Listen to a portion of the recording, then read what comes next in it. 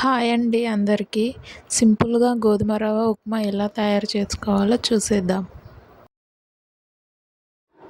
ముందుగా స్టవ్ వెలిగించి స్టవ్ పై గిన్నె పెట్టి గిన్నెలో ఆయిల్ వేయాలి.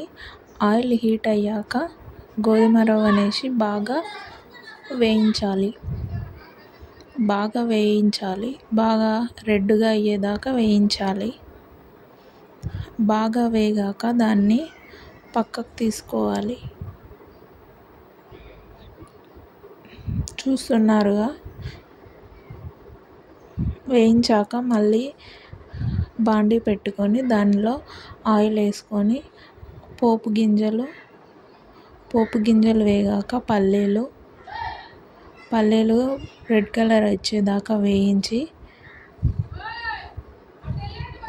తరువాత పచ్చిమిర్చి, ఉల్లిపాయ, క్యారెట్ మీ దగ్గర ఏ వెజిటేబుల్స్ ఉంటే అవి వేసి బాగా కలుపుకోవాలి. బాగా రెడ్ కలర్ వచ్చేదాకా కలపాలి.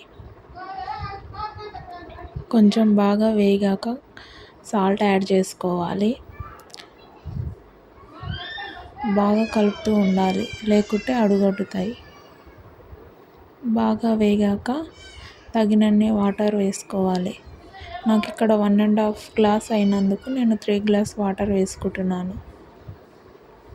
వాటర్ బాగా మరిగాక బాగా మరిగించాలి. ఇక్కడనే సాల్ట్ అడ్జస్ట్ చేసుకోవాలి. బాగా మరిగాక గోధుమ రవ్వను వేసి బాగా మిక్స్ చేసుకోవాలి, లేకుంటే గడ్డలు కట్టేస్తుంది.